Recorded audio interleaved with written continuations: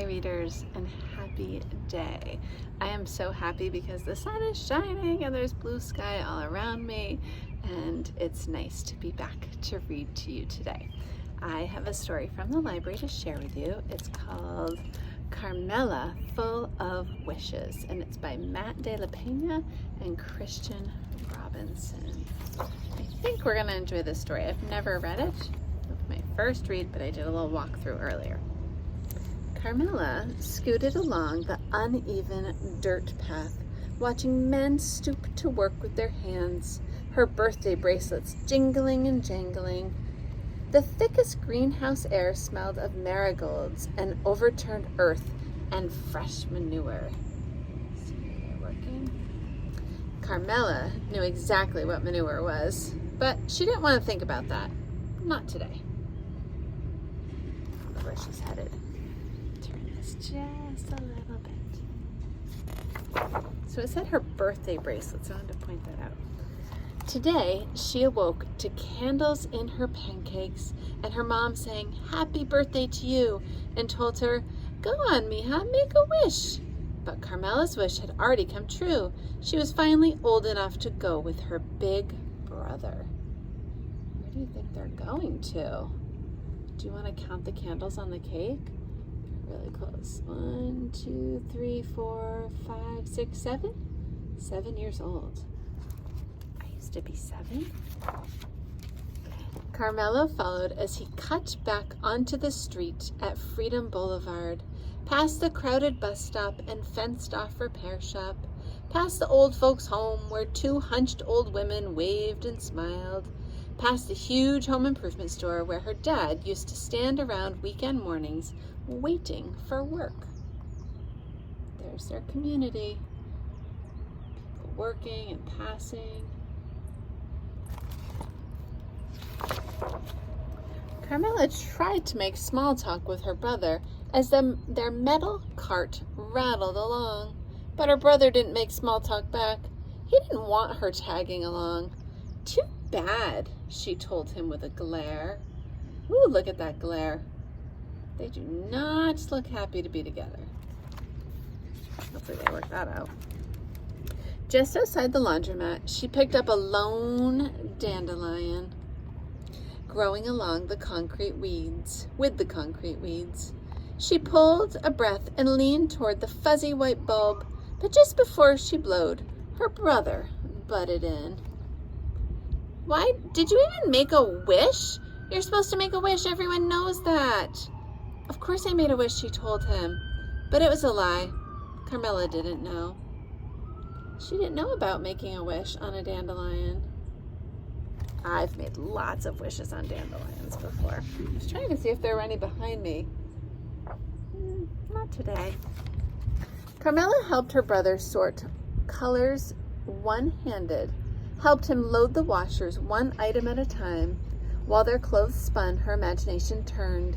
Each new thought ushered a jingle of her bracelets.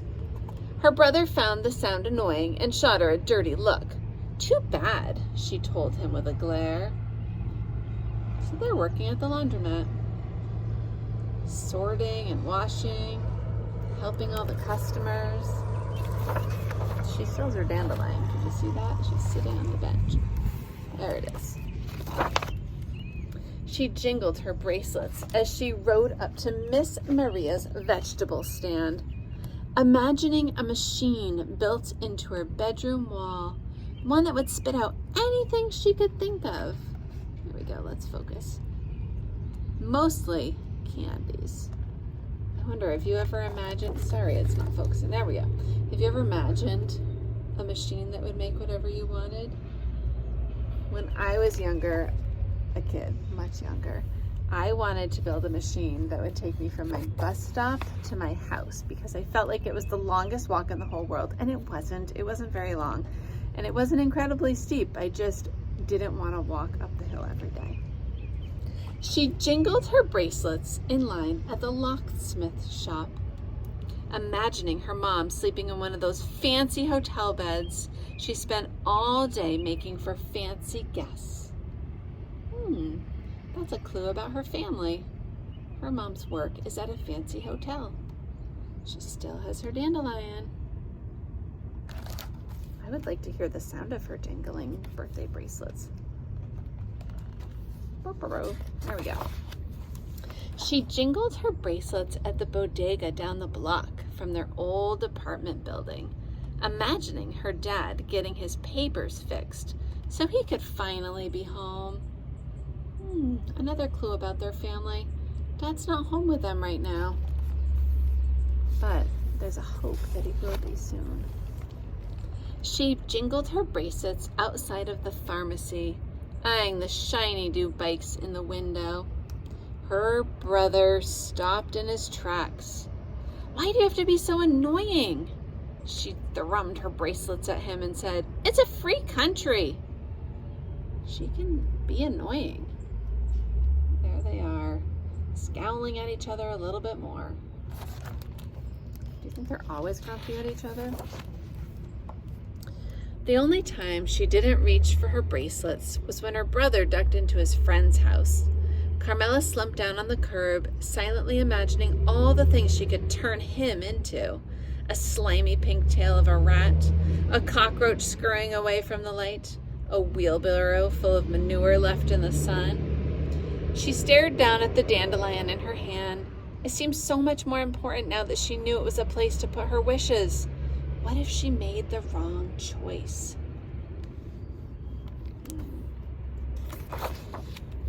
Carmela tried to hop a curb on the long trip home, but her tire caught and her handlebars twisted, and she went crashing onto the concrete. Don't cry, don't cry, don't cry. But then she saw her dandelion crushed beside the drain.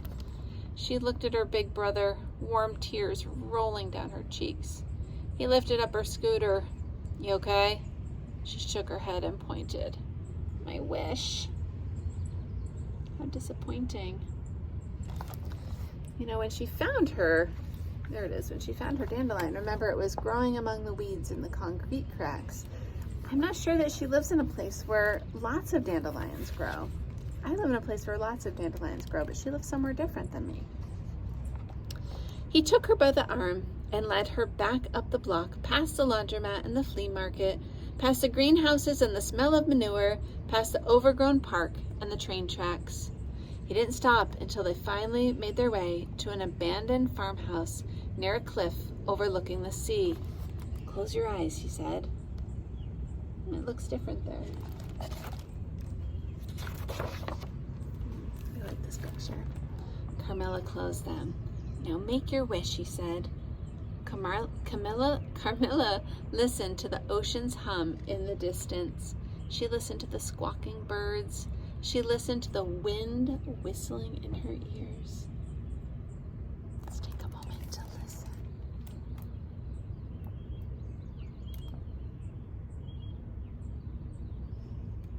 I hear birds. Then she opened her eyes. She saw hundreds of tiny white spores lifting into the air and floating into the sky. The sky was full of wishes. See what's on the ground? It makes me wonder, I have to go back. Was her brother, it didn't show. I wondered if her brother was blowing the dandelion, so they all started blowing in the breeze, or maybe there was a breeze that blew them. "Let's go," her brother said. "Don't you want to know my wish?" she asked. He shook his head. "If you tell me, it won't come true." She looked back one last time, then took off her bracelets and followed her brother home. Why do you think she took off her bracelets? She was really enjoying her birthday bracelets.